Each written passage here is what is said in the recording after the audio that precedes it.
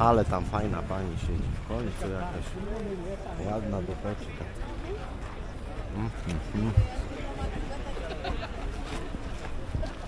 W końcu jakaś pani, na której na dłużej można oko zawiesić.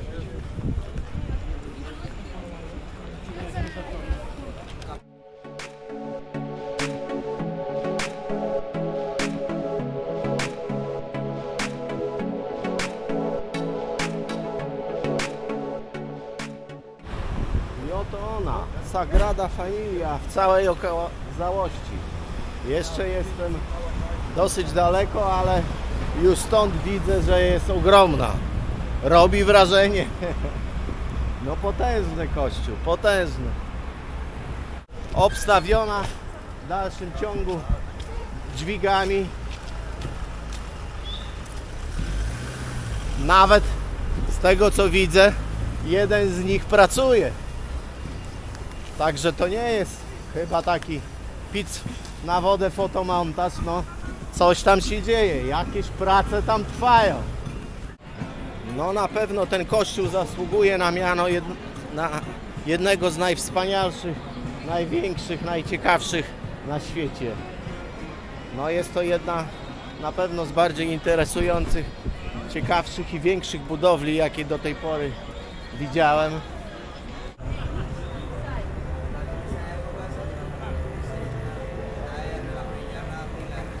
Z tego co widzę, to tutaj jest chyba pod literką C wejście dla ludzi, którzy mają już bilety kupione online. To jest tak podzielone, tam jest literka B dla grup, a pod literką A jest kolejka, gdzie można normalnie bilety kupić chyba w okienku. No, a kolejka nie jest jakaś tam tragiczna, nie wiem w jakim tempie idzie. No tu widzę przez płot, że nie ma ściemy, jakieś tam prace trwają. Jacyś tam pracownicy się szwędają. Dźwigi pracują. Także no jest jakaś może szansa na to, że w końcu kiedyś to skończą. No majestatycznie, naprawdę. Majestatycznie.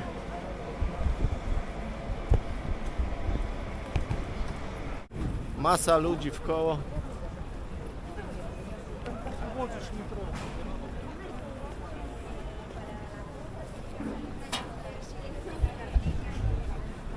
Ochrona tutaj pilnuje.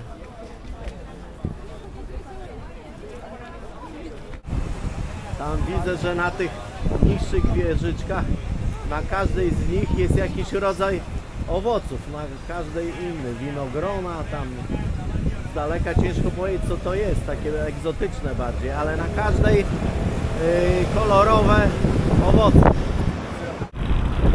Tutaj ta strona tak jakby najmniej wykończona.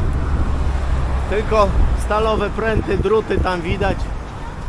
Żadnych zdobień, nic. Prosta ściana. Także tutaj od tej strony chyba najwięcej jeszcze im zostało do zrobienia. Naprzeciwko tutaj głównego wejścia do Sagrady znajduje się taki mini park z takim niedużym stawkiem w środku. Można tutaj uciec trochę do zieleni. Z tej perspektywy też można zrobić dosyć fajne zdjęcie, ujęcie. O, za chwilę ja też coś tutaj pstryknę, bo fajnie to wygląda. No wiadomo, że te dźwigi, które górują nad kościołem, psują niestety trochę zdjęcia, ujęcia tego wszystkiego, no ale co zrobić? Musimy uzbroić się w cierpliwość. Może za parę lat będzie to już wyglądało lepiej. Tutaj od strony właśnie tego stawku chyba jest jedna z lepszych takich miejscówek do robienia zdjęć. Tutaj właśnie dużo turystów z tego miejsca pstrykają foty, bo tutaj to tak chyba najfajniej się prezentuje, najlepiej na zdjęciach wychodzi. Ale tam fajna pani siedzi. W końcu jakaś ładna dupeczka.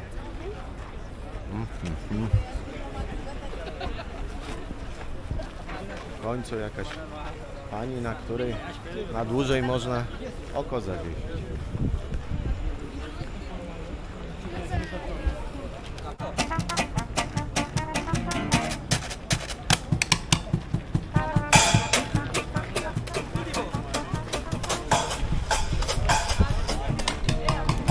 Odpalam aplikację w telefonie i wchodzimy.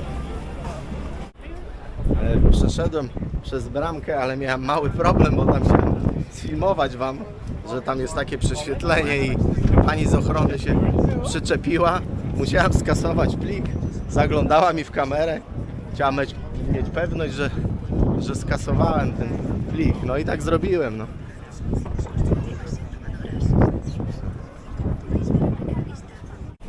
Teraz jestem bliżej, także znacznie lepiej to widać. Te wszystkie zdobienia, te rzeźby na fasadach.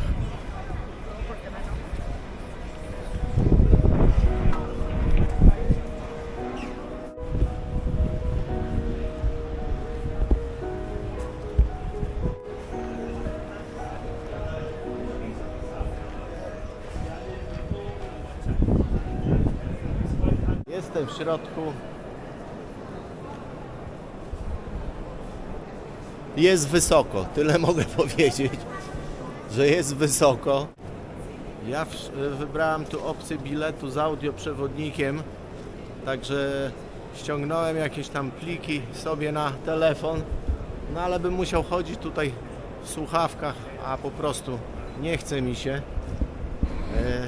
Także na razie tak się tu rozejrzę na szybko, sfilmuję, pokażę wam jak to wygląda, a później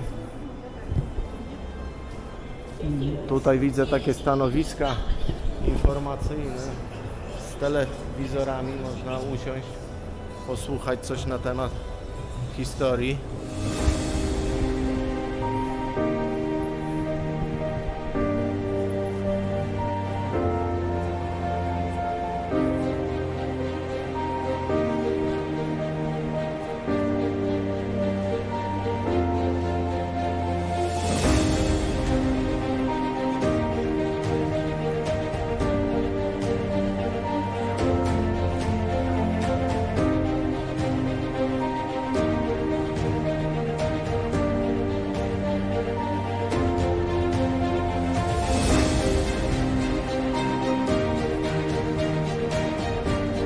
Wiecie co? Sam nie wiem co powiedzieć, co o tym myśleć. Niby fajnie, nie? Ale nie wiem. Dla mnie tak trochę tandetnie, no. W ogóle ten kościół jakby w środku nie wygląda na taki, co go budują tutaj, nie wiem, od prawie 150 lat. To wszystko wygląda tak zbyt świeżo, nowocześnie, tak, no nie wiem, no czegoś mi tu po prostu brak. Fajne są te witraże, fajne są takie, przez to, że to światło wpada przez te kolorowe witraże, taki efekt wizualny, ale całość, ja wiem, wydaje mi się, że byłem w mniejszych może kościołach, niższych, ale jakoś tak w środku było po prostu czuć taki klimat, a tu jest tak trochę sztucznie, tak jakoś drętwo, no. No takie są moje odczucia. Na pewno robi to wrażenie to, że no jest takie to mega wysokie, ogromne, ale cała ta konstrukcja, te filary, to wszystko, taki beton, ta posadzka, to tu w ogóle, no mówię, nie czuć jakiegoś tutaj ducha. Tutaj tak dziwnie, mówiąc delikatnie, co najmniej dziwnie. O, rozbrzmiały organy, posłuchajmy chwilę.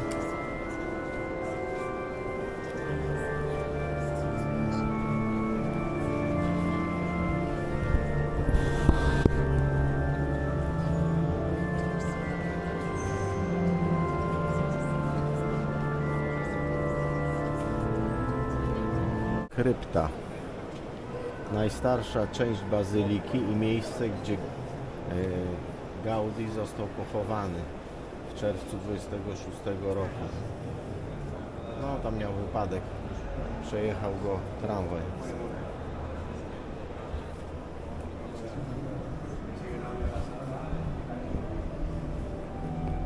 Tam daleko widać pana, który przygrywa sobie na organach, tam w tej krypcie.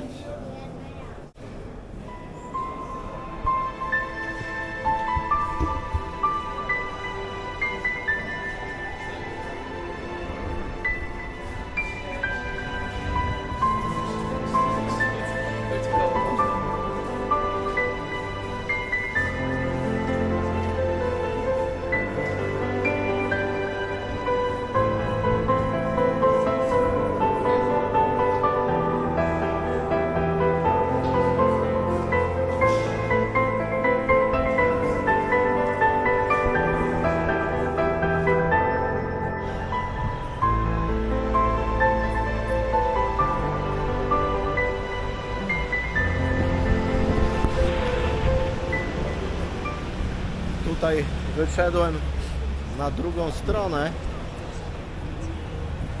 pokazać wam z zewnątrz, jak to wygląda. No tutaj te rzeźby, te figury takie mocno kanciaste, karykaturalne bym wręcz powiedział. I z tego co pamiętam, to autorem ich, jakby projektantem jest ktoś inny, nie Antonio Gaudí.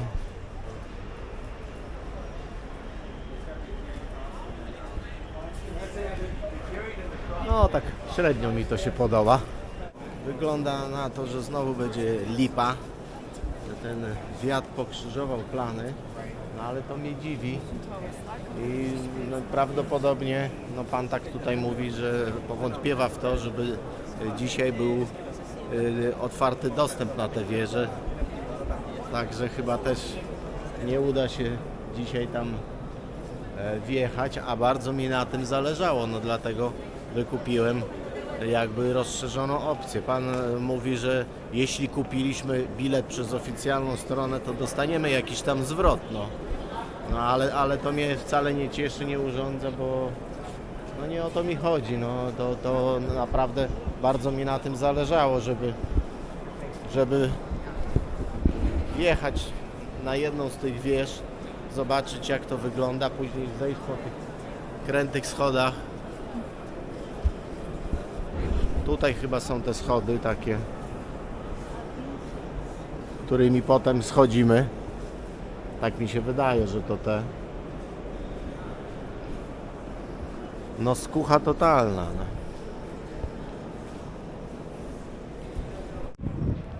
No ale jestem wściekły, mega wściekły, że nie ma dzisiaj dostępu na wieżę.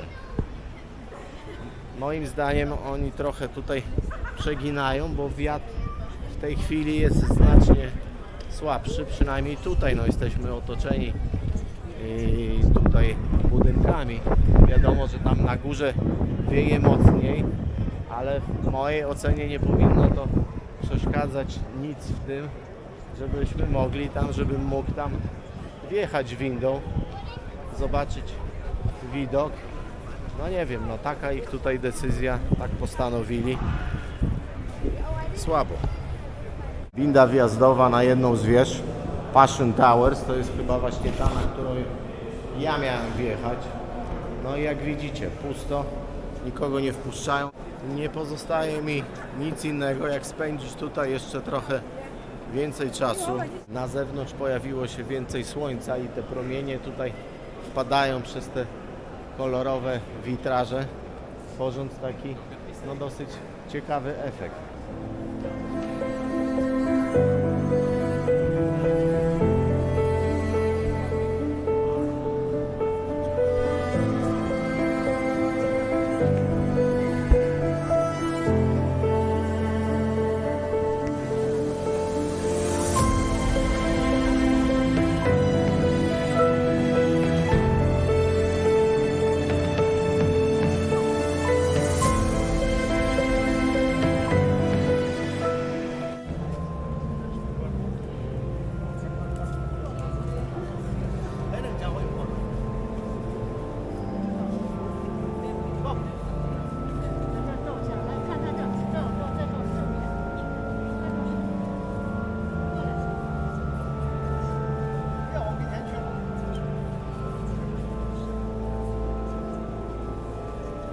个很大的广场，对不对？就卡在这里，你大型的支具。 Trafiłem tu na boczne skrzydło i się okazało, że tutaj jest jeszcze więcej trochę do oglądania.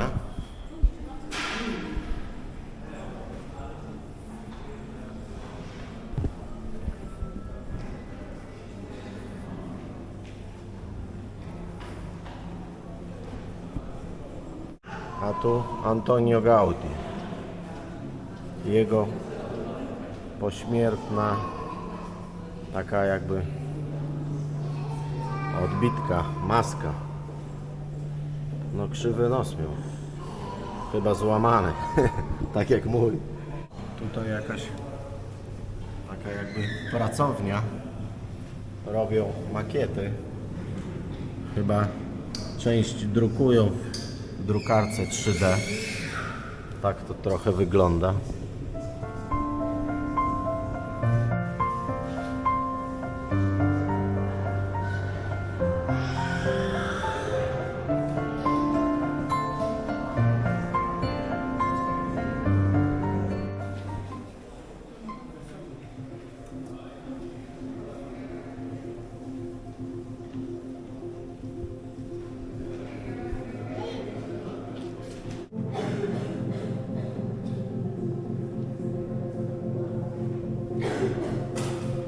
O, tutaj tak jakby w podziemiach jest jeszcze też sporo do oglądania. Tam widzę sklep.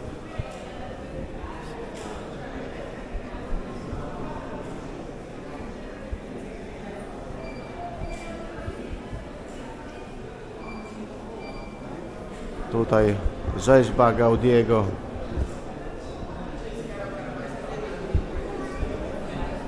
Você tá no restaurante, né, cara? Tutaj taka większa makieta.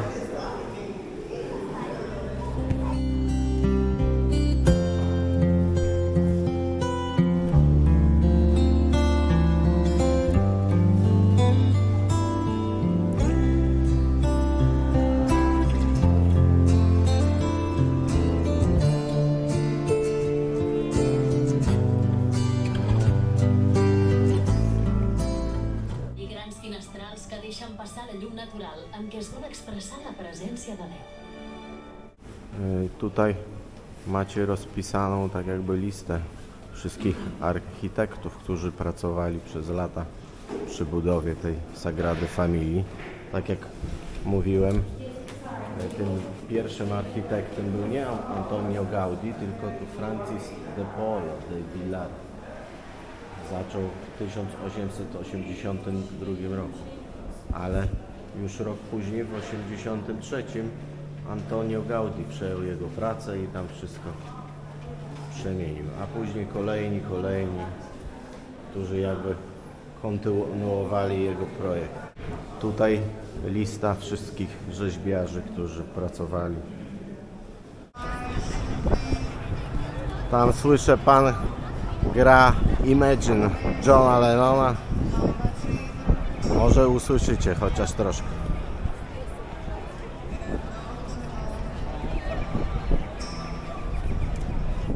Wejdę jeszcze raz do środka. Dowiem się, może się zmieniła sytuacja jak z wejściem z wjazdem na wieżę. No naprawdę, no w tej chwili tu nie ma jakiegoś wiatru. Także mogliby to udostępnić. Kończę przygodę tutaj z Sagradą na ten moment. Wrócę tutaj, spróbuję się dostać tam jeszcze do tej krypty. Także będę po 18 tutaj ponownie. Na razie tyle. Tutaj macie dokładne godziny nabożeństw, kiedy krypta jest otwarta, ale trzeba być godzinę przed, czyli tu jest podane, że 20, mam być tutaj już o 19, tak? Wtedy będę mógł no tam wejść do środka. Nastąpił szybki zwrot akcji. Wyszedłem z tej Sagrady, zastanawiałem się co tu robić. Mówię, sprawdzę jeszcze raz te bilety do Muzeum Picassa, może coś się zmieniło. No i faktycznie zwolniła się jakaś tam pula biletów. Udało mi się kupić. Kurde, co za klima. No jestem zauroczony tym miastem, naprawdę. Jest przepiękny. W moim rankingu pnie się coraz wyżej do góry.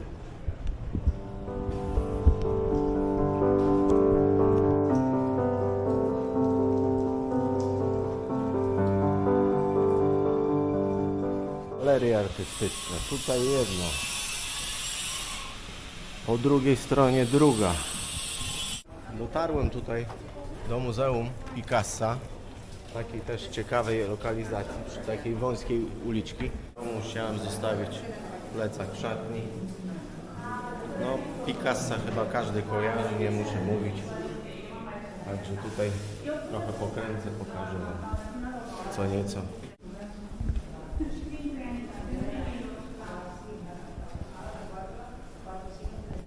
Na razie te obrazy tutaj tak zupełnie nie kojarzą się z Picasso, to z jakiegoś jego wcześniejszego okresu. Zupełnie jakby nie do niego podobne. No nie wygląda to tak, jak przeważnie wszyscy sobie kojarzą jego malowidła. Zanim sobie wyrobił ten swój taki charakterystyczny, słynny styl, to malował w ten sposób.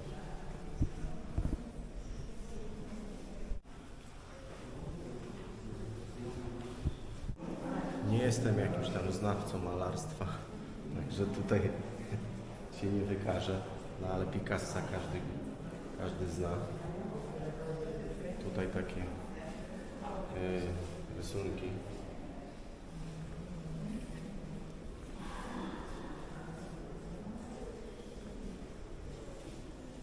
Trochę takie, jak ja to zawsze mówię, bohomazy.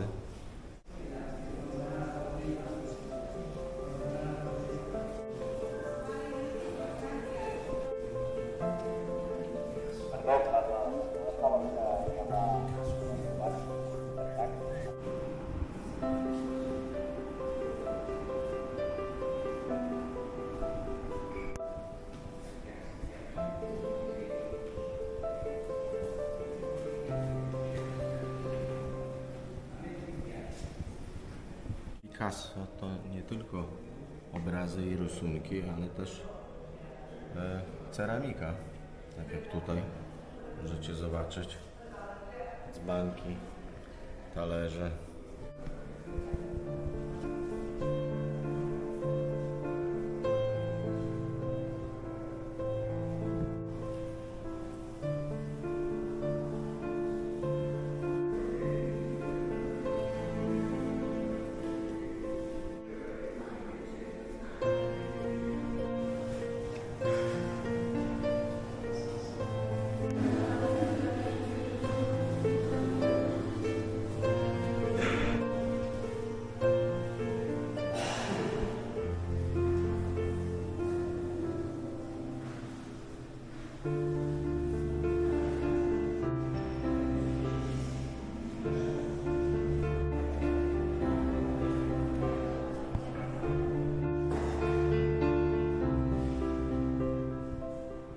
No nie jest tego za dużo, liczyłem na więcej. Też no, nie mogłem tam za bardzo filmować. Zwrócono mi uwagę, żebym nie wyciągał tego, jak oni to mówią, kijka, self-sticka. Także z tym filmowaniem też tam było słabo, ale nie jest tego dużo. Tak jak w każdym muzeum, na jego terenie jest też tam sklep, gdzie możecie kupić różne gadżety. No ale moja taka subiektywna ocena jest taka, że jeśli nie jesteście jakimiś tam wielkimi fanami malarstwa, tego rodzaju sztuki, fanami Picassa, to chyba możecie sobie tutaj odpuścić wizytę tutaj w tym muzeum. No bilet nie jest jakiś tam mega drogi, 12 euro. No wszystko zależy od Was. Ja już się stąd zmywam, zabieram plecak, idę dalej. Godzina 17, jeszcze trochę i będzie ciemno, a na 19 wrócę jeszcze raz pod Sagradę Familię i spróbuję wejść tam, dostać się do tych krypt. Widzicie, jak to wszystko wygląda wszędzie. Sklepiki. Tutaj ceramika a la Picasso. Taka architektura. Tutaj kolejny ciekawy kościół Santa Maria del Mar. Oczywiście wjazd płatny 10 euro. Już sobie daruję.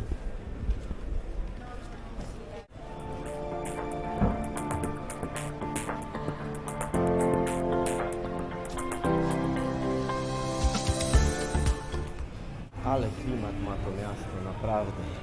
Masa zakątków, uliczek, sklepików, restauracji. Zobaczcie. Czyż nie pięknie? Tam macie w oddali wieżę tego kościoła Santa Maria del Mar. Z tego co widziałem, tam też chyba jest możliwość wejścia. Widok pewnie też by był fajny.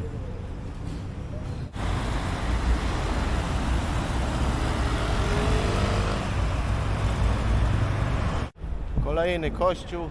Wyczytałem, że wejście bezpłatne, także zobaczymy, jak wygląda w środku. Wchodzimy.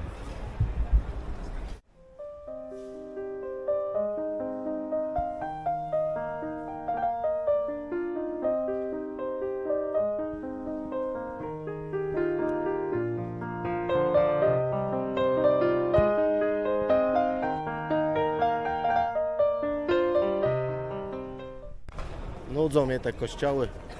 Wszystkie wyglądają bardzo podobnie wewnątrz. Kościół z XVIII chyba wieku. La Merce. Merce. No nie wiem, jak to się wymawia. Jak widzicie, jest już ciemno. Ja wróciłem tu pod Sagradę Familię, bo za chwilę spróbuję dostać się tam do tej krypty. Chciałem też Wam pokazać, no i samemu zobaczyć, jak to wygląda ta bazylika mniejsza, bo tak chyba została przez papieża ochrzczona. Jak ona wygląda w nocy, czy jest w jakikolwiek sposób oświetlona. No i zaraz Wam pokażę.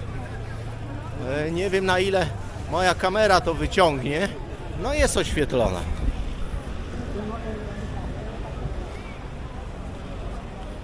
Wygląda to całkiem dobrze. A tak prezentuje się ten kościół w nocy po drugiej stronie. Tutaj jest oświetlony jasnym światłem na biało, chyba że to się zmienia. Po tamtej stronie było bardziej kolorowo, czerwono. Tutaj jest na jasno, na biało. Wchodzimy do krypty. Przeszedłem przez kontrolę, znowu tam na szybko, prowizorycznie. Zajrzeli mi do plecaka, nawet do mojej saszetki, do nerki.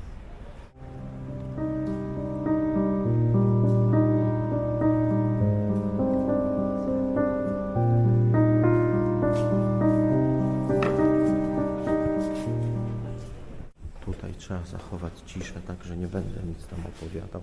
Trochę pofilmuję.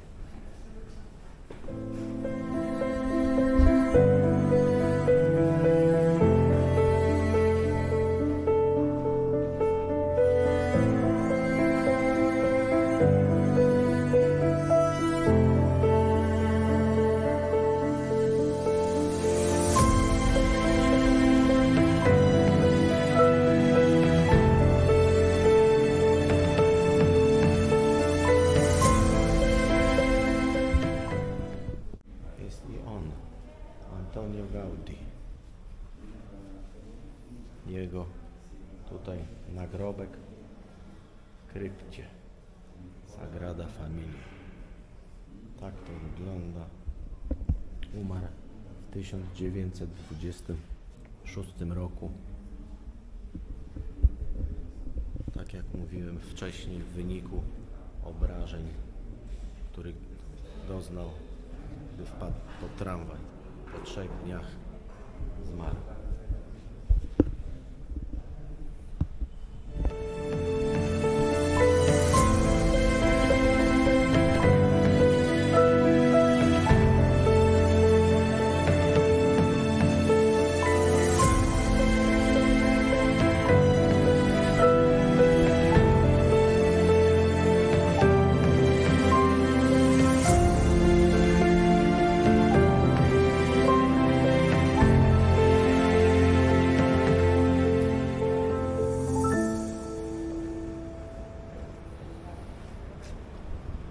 Krypta zaliczona, aż mnie dziwi, że takim w sumie małym zainteresowaniem,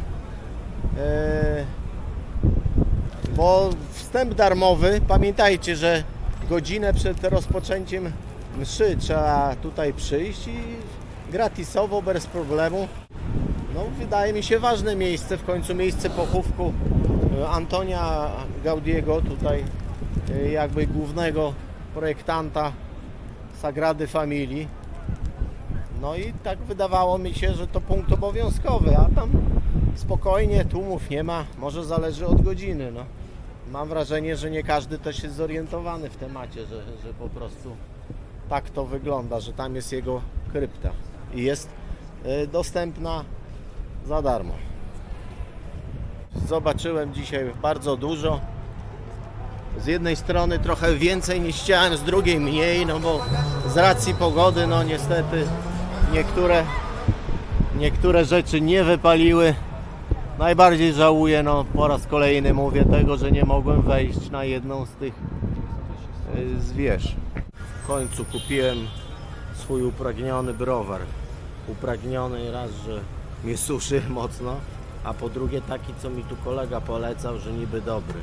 Estrella Damm, tak się nazywa, taki charakterystyczny z jedną gwiazdką.